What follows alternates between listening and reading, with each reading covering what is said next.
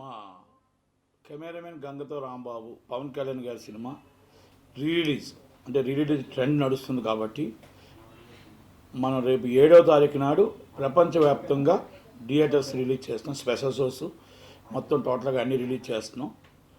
ఆ రిలీజ్కి పవన్ కళ్యాణ్ గారు సినిమా అంటే చాలా విభత్సంగా ఉంటుంది కాబట్టి ఆ థియేటర్స్ కూడా అందరూ కూడా ప్రతి ఒక్కరు కోఆపరేషన్ చేస్తున్నారు. అలాగే అందరికీ ధన్యవాదాలు. ఫస్ట్ ఫ్యాన్స్కి నా విన్నపం, ప్రత్యేకంగా ఫ్యాన్స్ అందరికీ, ఫ్యాన్స్ కానీ సినిమా వెళ్ళే వాళ్ళు కానీ ఇంకోటి కానీ నా విన్నపం ఏంటంటే, థియేటరే దేవాలయం. మనం థియేటర్లో ఏ సినిమా అయితే చూస్తున్నామో ఆ సినిమా మనకు దేవాలయం లాంటిది. దయచేసి మన నాయకుడికి చెడ్డ పేరు వచ్చే విధంగా కానీ, మన నాయకుడికి ఇబ్బంది కలిగే విధంగా కానీ మనం ఏ థియేటర్ని ఎక్కడా కూడా మొత్తం టోటల్గా డిస్టర్బ్ చేయకుండా సినిమాని సినిమాలాగా చూడాలి. కొంతమంది అలరముక్కలు కావాలని కొంత ప్రయత్నం చేస్తే వాళ్ళని డైరెక్ట్గా పట్టించి తీసుకెళ్ళి నేను పోలీసులకు అప్పచెప్పండి, లేదంటే యాజమాన్యం వరకు అప్పచెప్తే యాజమాన్యంగా చేస్తారు. ఫ్యాన్స్ మాత్రం మన క్రమశిక్షణతో మనం పవన్ కళ్యాణ్ గారి మాట రాకుండా మన ఫ్యాన్స్ ఎప్పుడు కూడా మనకి ఇబ్బంది రాకుండా మన థియేటర్లో సినిమా చూడాలని నా విన్నపం, నా మనవి, నా రిక్వెస్ట్.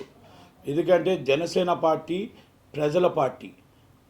జనసేనలో ఎవరైతే పవన్ కళ్యాణ్ గారు కానీ చంద్రబాబు నాయుడు గారు కానీ అందరూ కూడా ప్రజల్లో ఉన్న పార్టీ, ప్రజల కోసమే పోరాడుతున్న పార్టీ.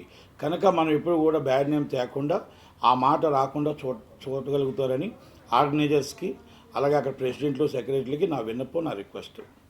అలాగే ఇప్పుడు ఈ సినిమా ప్రపంచవ్యాప్తంగా ఈ సినిమా రిలీజ్ చేస్తున్న ఏదైతే కెమెరామెన్ గంగతో రాంబాబు ఆ సినిమాకి వచ్చిన ప్రతి థియేటర్లో వచ్చిన ప్రేక్షకుల దగ్గర నుంచి ₹10 అమౌంట్ ఏదైతే టికెట్ మీద ₹10 తీసి ఆ ₹10 ఎన్ని లక్షలైతే వస్తాయో ఆ డబ్బులన్నీ కలెక్ట్ చేసి జనసేన పార్టీ ఫండ్కి, అది పవన్ కళ్యాణ్ గారి చేతికి ఆ పార్టీ ఫండ్కి హ్యాండ్ ఓవర్ చేయబడుతుంది అనేది మాత్రం ఫ్యాన్స్ అందరికీ వినిపిస్తున్నాను. ఎందుకంటే ఈ వచ్చిన మనీని మేము సినిమా కోసం, మా డబ్బు కోసం మేము సినిమా చేయట్లేదు. ఎందుకంటే పార్టీ జనసేన టీడీపీ కలయికలో పార్టీ ప్రచారానికి, మనం పార్టీ కోసం కష్టపడాలి. పవన్ కళ్యాణ్ గారు కష్టాన్ని మనం ఎట్టి బస్సులో ఈ సినిమాలో చూపించాలని ఒక ఉద్దేశమే. దానికోసమే ఈ సినిమా చేస్తున్నాం. కనుక ఈ సినిమా ప్రతి రూపాయి కూడా వచ్చిన టికెట్ మీద ₹10 అది జనసేన పార్టీ ఫండ్ కిందే ఇవ్వబడుతుంది అనేది తెలియజేయడం జరుగుతుంది. అది పార్టీ ఎవరైతే పార్టీ సెక్రటరీ ఉంటారో నాగబాబు గారు కానీ లేకపోతే పవన్ కళ్యాణ్ గారు కానీ చేతుల మీదుగా ఆ చెక్కుని అంత పేమెంట్ కలెక్ట్ చేసి ఇవ్వడం జరుగుతుంది. కనుక అందరూ ఫ్యాన్స్ కూడా, అందరు ప్రేక్షకులు కూడా పార్టీ కోసం కష్టపడాలి, పార్టీ కోసమే మనం పనిచేయాలి. రేపు రాబోయే కాలంలో ఆంధ్రప్రదేశ్ అంతా కూడా మన టీడీపీ జనసేన పార్టీ రావాలని కోరుకుందాం. ఒకటి, ఈ సినిమాలో ముఖ్యంగా ఎందుకు రిలీజ్ చేసి ప్యూర్ పొలిటికల్ మూవీ అని ఎందుకు చెప్తున్నానంటే, పొలిటికల్ కోసమే వేస్తున్నాం, దాంట్లో నో డౌట్. దాంట్లో నేను ఇంకొకటి మాయామార్గాలు చెప్పదలుచుకోలేదు. 8వ తారీఖు నాడు వాళ్ళు మనకు ఏమీ తప్పు చేయకుండా చంద్రబాబు నాయుడు గారి నాళ్ళని ప్రతిపక్షాన్ని తిట్టడానికి ఒక యాత్ర టూ ఎలా తెస్తున్నారో, ఈ సినిమా పవన్ కళ్యాణ్ గారు చేసిన సేవని, కష్టాన్ని, ఆయన ఆలోచనల్ని 12 సంవత్సరాల ముందే ఈ సినిమాలో కొన్ని సీన్స్ చూపించారు.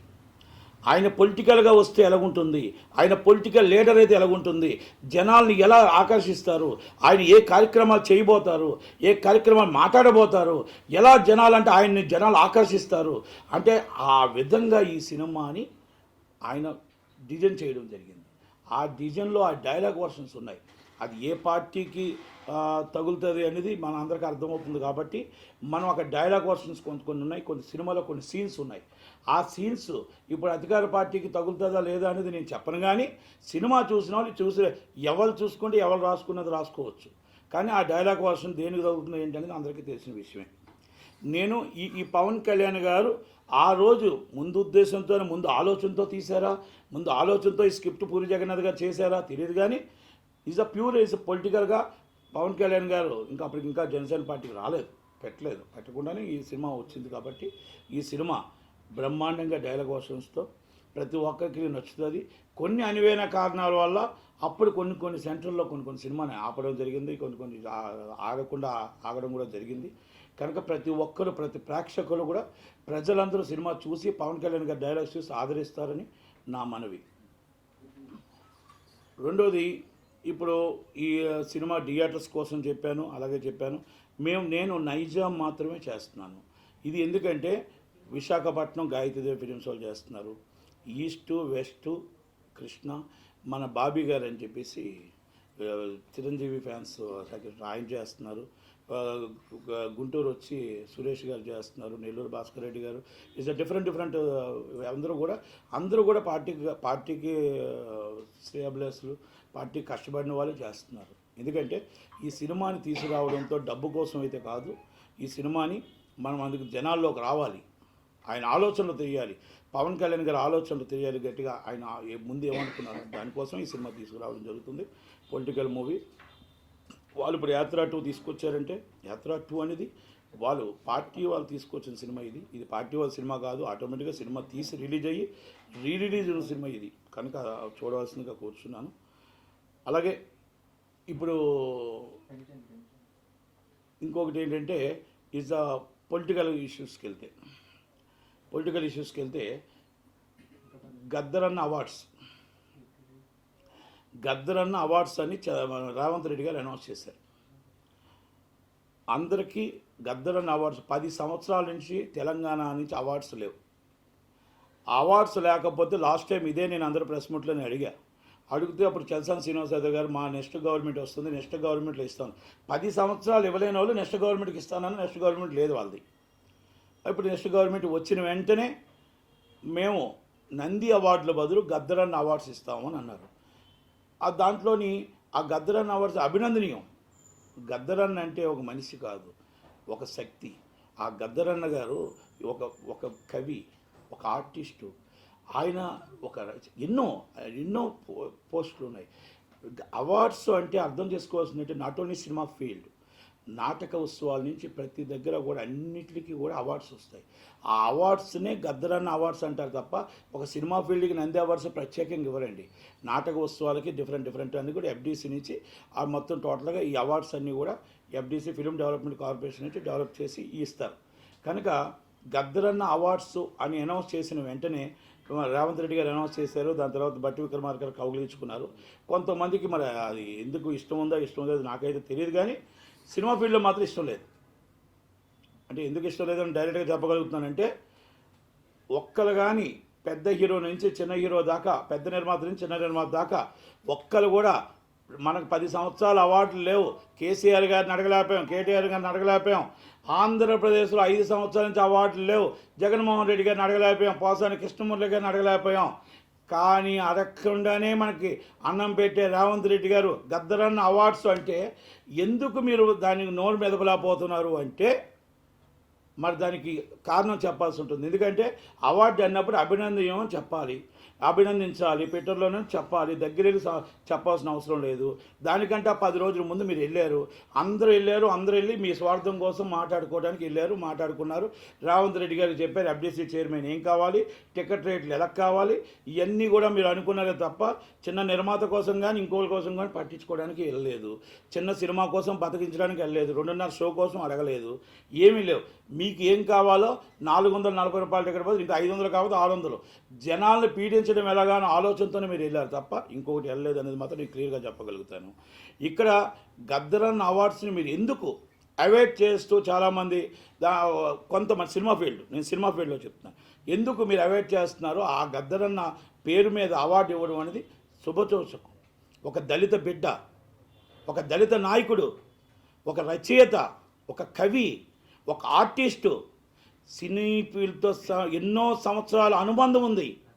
అలాంటి వ్యక్తి పేరు మీద ఇస్తున్నప్పుడు మీరు ఎందుకు రావట్లేదు అనేది, ఎందుకు మీరు అభినందించలేదు అనేది ఆ డౌట్ నేను మీకు అడుగుతున్నాను. ఎందుకంటే పెద్దలు అందరూ ఉన్నారు, ఒక్కరు కూడా నోరు మెదపలేదు, ఇది అభినందనీయమని కూడా చెప్పలేదు. కనుక దయచేసి రేవంత్ రెడ్డి గారు ఇవన్నీ ఆలోచించాలి. ఎందుకంటే కొంతమంది విభజించి పాలిస్తున్నారు, ఇంకా కేసీఆర్ గారి పాలన అనుకుంటున్నారు. కనుక ఆ కేసీఆర్ గారి పాలనలో ఎవరిని పట్టించుకోలేదు. కానీ రేవంత్ రెడ్డి గారు వచ్చిన వెంటనే గద్దరాన్ని గుర్తించారు. గద్దరన్న పేరు మీద అవార్డ్స్ అన్నారు. ఓకే, కొంతమందికి వ్యతిరేకించవచ్చు, వ్యతిరేకించకపోవచ్చు, దానికి ఏవైనా ఉండొచ్చు. ఓకే, నేను మేబీ అనుకుంటున్నాను ఆయన దళిత బిడ్డ కాబట్టి ఎవరు పట్టించుకోవట్లేదేమో, ఎవరు రానివ్వట్లేదేమో, ఎవరు అభినందన చెప్పలేకపోతున్నారేమో అని అనుకుంటున్నా. మరి లేకపోతే ఈ పాటికి చెప్పేవారు కదా. కనుక సినిమా ఫీల్డ్కి నంది అవార్డుల బదులు గద్దరన్న అవార్డులు నేను స్వాగతిస్తున్నా. మాలాగే కొంతమంది నిర్మాతలు అందరూ కూడా స్వాగతించడానికి కొంతమంది ప్రెస్ మీట్ పెట్టడానికి ముందుకు రావచ్చు, లేకపోతే రాకపోవచ్చు, లేకపోతే భయంతో ఉండొచ్చు. ఆంధ్రప్రదేశ్లో జగన్మోహన్ రెడ్డి గారికి భయపడి ఆయన అవార్డు ఇవ్వకపోయినా అడగకపోవచ్చు. కేసీఆర్ గారికి భయపడి అవార్డు ఇవ్వకపోయినా అడగకపోవచ్చు. మనం అడిగిందే ప్రజల పాలన కాంగ్రెస్ పార్టీ కాబట్టి ఆ పాలన గద్దరన్న అవార్డ్స్ని స్వాగతించకుండా మరి ఉండడం అనేది సినిమా ఫీల్డ్ దురదృష్టకరం. కనుక గద్దరన్న అవార్డ్స్ త్వరలోనే అందరికీ కూడా అవార్డ్స్ ఇవ్వాలి. అందరికీ నాటకోత్సవాల నుంచి మా సినిమా ఫీల్డ్లో కూడా చిన్న సినిమా నుంచి అన్ని సినిమాలు ఇవ్వాలి. అలాగే త్వరలోనే రేవంత్ రెడ్డి గారిని మొత్తం టోటల్గా ఒక 20 మంది చిన్న సినిమా నిర్మాతల్ని అందరినీ కూడా కలుపుకొని మొత్తం టోటల్గా మా ట్రెజరర్స్ మొత్తం టోటల్గా సెక్రటరీస్ని అందరినీ తీసుకొని ఆయన టైం తీసుకొని సెక్రటరీలోకి వెళ్ళి మాకు ఆ 11 మంది పెద్దోళ్ళు ఎలా చెప్పుకున్నారో మా బాధని మా కష్టాన్ని కూడా ఆయనకి మేము చెప్పి, సార్ ఇక్కడ మా బాధ ఉంది, మా 2.5 షో రాలేదు, మాకు ఇంకొకటి రాలేదు, మాకు మొత్తం టోటల్ మాకు ఏ కష్టం ఉందో అన్నీ కూడా రేవంత్ రెడ్డి గారికి మేము చెప్పుకోవడం జరుగుతుంది. కనుక అది త్వరలోనే మీకు అది మీ ముందుకి ఒక 5 రోజులు 6 రోజులు ఆయన డేట్ తీసుకున్న తర్వాత మీకు మళ్ళీ చెప్పడం జరుగుతుంది. ఇంకా ఆంధ్రప్రదేశ్కి వస్తే ఆంధ్రప్రదేశ్కి వస్తే ఒక రాష్ట్రంలో జగన్మోహన్ రెడ్డి గారి పాలన నడుస్తుంది. ఓకే, జగన్మోహన్ రెడ్డి గారి పాలన రాజన్న బిడ్డగా షర్మిలమ్మ వచ్చారు, జగనన్న ఇటు వచ్చారు. 5 సంవత్సరాలు జగనన్న పాలనలో మేమేమి చెప్పాల్సిన అవసరం లేదు, వాళ్ళ చెల్లులే వాళ్ళే చెప్తున్నారు, ఆమె చెప్పింది. ఇది రాజన్న పాలన కాదు, ఇది గుద్దుబండ పాలన, ఇది జగనన్న ఏం చేశారో చెప్పమని ఆమె అడిగింది. దానికి సమాధానం లేదు. ఒక ట్రోలింగ్ చేయడం అనేది చాలా బాధాకర విషయం. చాలా ఒక ఆడపిల్లని చూడకుండా, ఒక రాజన్న బిడ్డని చూడకుండా ఎవరెవరో ఏదేదో మాట్లాడుతున్నారో యూట్యూబ్లో చూస్తుంటే మాకే సిగ్గేస్తుంది. కొంచెం మాట్లాడటానికి కూడా చాలా అంటే జగనన్నకి చెల్లులని, ఒక రాజశేఖర రెడ్డి గారి కూతురని కూడా ఆలోచించకుండా వాళ్ళు ఇష్టం వచ్చినట్టు మాట్లాడుతుంటే దానికి వైసీపీ వాళ్ళు ఖండించకపోవడం కూడా ఇది బాధాకర విషయం. ఈరోజు మనం ఇష్యూస్ బేస్డ్ కొట్లాడుకోవచ్చు, ఇంకోటి చేసుకోవచ్చు, కానీ అన్న చెల్లెలు ఒకటి కాకపోరు. కనుక రాజన్న బిడ్డలే అవుతారు. కనుక ఇది ఒక రాజన్న బిడ్డ మీద అభిమానంతో ఇలాగా మీరు ఉండాలే తప్ప ఈ విధంగా స్క్రోలింగ్ చేయకూడదు తప్పనేది ఒకటి నా వినపం. ఇప్పుడు నేను ఒకటే అడుగుతున్నా, రేపు రాబోయే ఎలక్షన్స్లో ఏ సినిమాలు రానియండి, ఇష్యూస్ బేస్డ్ ఎవరు పొలిటికల్గా ఎవరెవరో సినిమాలు తీస్తారు, ఎవరెవరో సినిమాలు చేస్తారు. పొలిటికల్గా చూడాలి, ఆనందించాలి. సినిమాలు చూసి ఓటు వేయరు. నేను సినిమా చూస్తే పవన్ కళ్యాణ్ గారు సినిమా చూసి ఓటు వేస్తారని నేను అనుకోను. అలాగే మీకు ఇప్పుడు యోహం సినిమా చూసి ఓటేయరు, లేకపోతే ఇంకో సినిమా చూసి ఓటేయరు. ఇది యాత్ర సినిమాని ఎంటర్టైన్మెంట్ మాత్రమేనండి. అది సినిమాని చూసి అది కోపది కొత్తగా ఒకటి తీసుకొచ్చారు, ఒక సర్టిఫికేట్ ఒకటి తీసుకొచ్చి అది తిట్టడానికే ఆ సినిమాలు తీస్తున్నట్టు ఉంది. కనుక సెన్సార్ ఆఫీసర్ కూడా మరి సెన్సార్ సర్టిఫికేట్ వచ్చిందో లేదో తెలియదు, వస్తే మేము న్యాయ పోరాటం చేస్తామని చెప్పాం. లీగల్గా ప్రొసీడ్ అవుతాం. లీగల్ ఎయిట్ అనేది మేము కూడా యాత్ర చూస్తాం. కనుక ఏది ఏమైనా ఆంధ్రప్రదేశ్లో పాలన చాలా అధ్వానంగా ఉంది. ఎన్ని క్యాండిడేట్లు ఎన్ని మార్చుకున్నా, ఎన్ని చేసుకున్నా, పవన్ కళ్యాణ్ గారు, చంద్రబాబు నాయుడు గారు కలయికలో గవర్నమెంట్ ఫామ్ చేస్తాం. దయచేసి ప్రతి కార్యకర్తలు అర్థం చేసుకోవాల్సింది ఏంటంటే, నాయకులు చెప్పిన మాట వినాలి. అక్కడ ఉన్న క్యాండిడేట్ మీకు ఇష్టం ఉన్నా ఇష్టం లేకపోయినా ఈ పాలన దింపాలి అంటే ప్రతి ఒక్కటి ఓట్లు వాల్యుబుల్ ఉంది కాబట్టి ఆ ఓటు కోసమైనా మనందరం కూడా కష్టపడి ఆ ఓటు పోకుండా మన జనసేన క్యాండిడేట్ అవ్వచ్చు, లేకపోతే టీడీపీ క్యాండిడేట్ అవ్వచ్చు, ఎవరికైనా దగ్గరుండి కలయికలో ఓటేసి ఒక ఓటు కూడా పోకుండా మనం కాపాడి ఈ అరాచక పాలన దింపాలనే ఉద్దేశంతోనే ప్రతి ఒక్కరు కలయికలో నడవాలని చెప్పేసి అది నాయకులు చంద్రబాబు నాయుడు గారు, పవన్ కళ్యాణ్ ఆదేశాల మేరకు మనందరం పనిచేయాలని కోరుకుంటూ సెలవు తీసుకుంటాం. వీటి నట్టుకుమార్.